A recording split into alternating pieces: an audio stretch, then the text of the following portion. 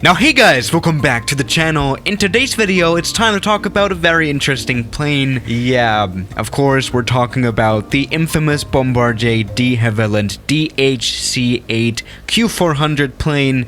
That was a very long sentence to say. Now yeah, the DHC-8 and especially the q400, which is the biggest and the most modern version, which is also the one that we have right in front of us, is the plane that pops up in most people's brains when I say turboprop plane. This is probably the turboprop plane that there is, and I do feel like it's the most popular turboprop regional airliner that there is, and that's also for a reason. Now this plane, it is not necessarily super duper new. It came out in 1997, but anyway, this aircraft, it aged pretty well, didn't it? I mean, you know, as you can see, we have an all glass instrument cockpit. Actually, the FMS system here as well is also very simple. So the actual system part of this plane is no problem. I mean, you know, again, this aircraft, it aged very well, no problem at all. Let's take a look into the cabin. There we go. Now this plane, it can carry up to 86 passengers, which is really not bad. As you can see right here, we have a 2x2 configuration. So this plane, it's not really that much of a small plane after all, is it? You can carry quite a lot of people with this plane, definitely. So no problem at all. Also, the safety record of this plane is not bad. So on first glance, this seems like a perfect plane, you know. I do really like all turboprop planes pretty much because, you know, I'm kind of getting tired of seeing all these jet planes, especially here where I live in Frankfurt, Germany. There are not many turboprop planes around. If you live, for example, in the middle of nowhere, somewhere in the countryside, then you will probably encounter more of these turboprop planes because obviously they can operate on smaller airports while still making money, I guess. Now, talking about operating, let's try doing that. Our flaps are set. Let's go ahead and fly. There we go. Now, the flying part is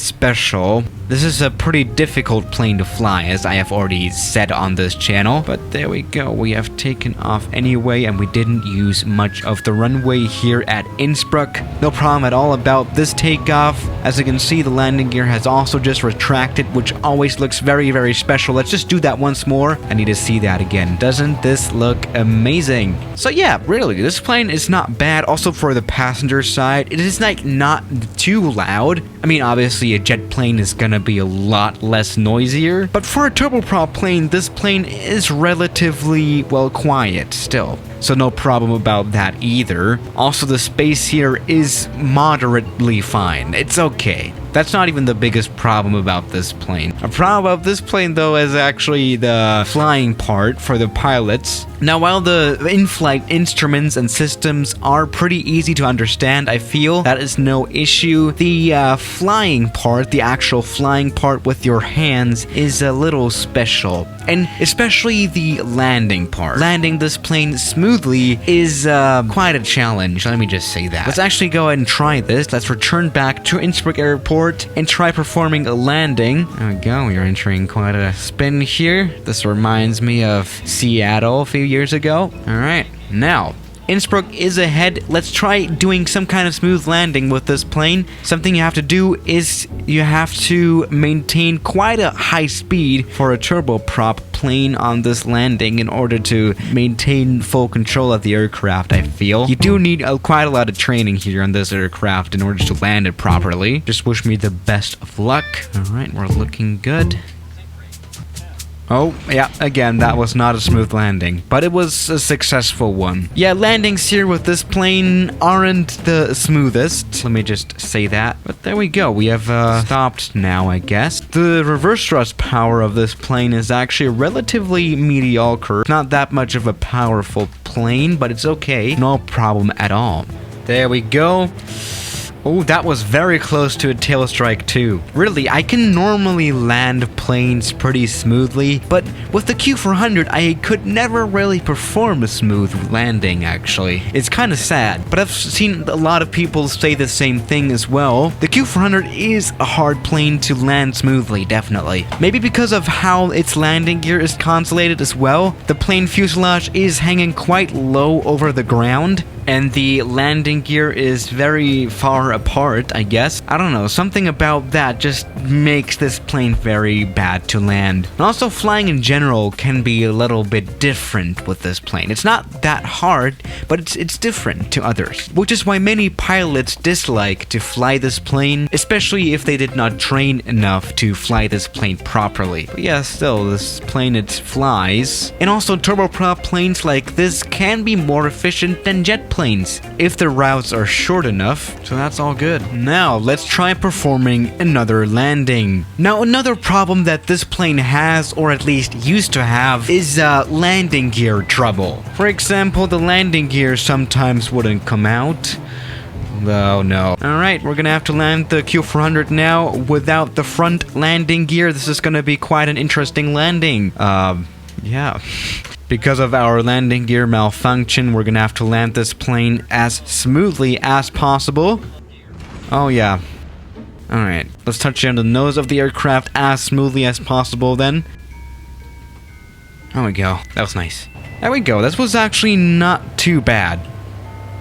That was really nice. There we go. Really hard landing again, as always, right? But at least we had a very smooth touchdown off the nose. Very successful landing still. Now yes, this was actually quite a common scene here with the Q400. The landing gear of this plane, it kind of sucks. There we go, that was smooth. Yeah, starting in 2007, this plane actually had several cases of the landing gear just not coming out or breaking down or something on landing. That happened quite a lot of times, which is kind of sad. And this plane, it was even grounded for a while until the landing gear issue was fixed eventually. At the end, it turned out that corrosion on the landing gear was a problem and caused it to not come out in some cases. Nowadays, they obviously made this plane a lot safer. Yeah, the landing gear manufacturer of Goodrich Corporation, which makes the landing gear of the Q400, did some design changes to the landing gear that prevents corrosion on the landing gear somehow. Probably through better sealing or something. Now, not only the nose landing gear used to fail, let's also try failing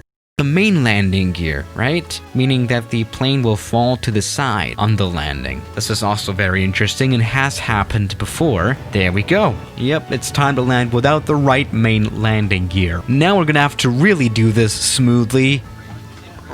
Oh wow, that was not smooth. God damn it. Alright, now let's try doing a stop. Oh, I can already tell the right engine must have died completely. I'm kind of sorry. Now it's time for evacuation. Alright, that was really not good. See, that's the problem about the Q400. It just likes to fall out of the sky. Look.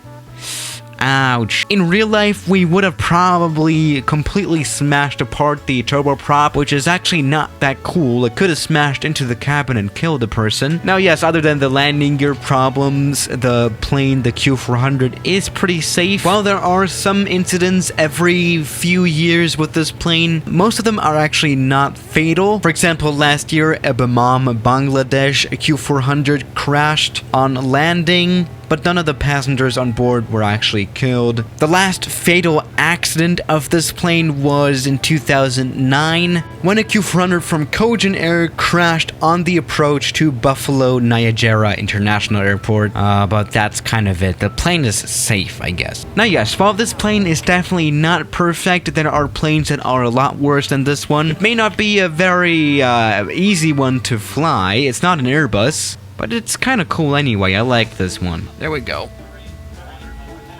Oh, alright. That wasn't very successful. So yeah, guys, what do you think about the Q400? Maybe you can let me know in the comments or something. But anyway, thank you guys for watching this video, and I'll see you tomorrow. As always, good night. Now, somehow I have to get this video to 10 minutes again, so it's time for another round of fun facts about aviation. Now, something that I really didn't know before was that a typical commercial airport runway is normally 2 to 4 feet thick with layers of asphalt. And that would be up to 1.2 meters of layer. Now, the usual taxiway is a little bit thinner usually, with around 18 inches of concrete, which is around half a meter of thickness, while the usual road is only up to 8 inches thick, which is around like 20 centimeters. So that's quite a lot lower, obviously. Now, good night.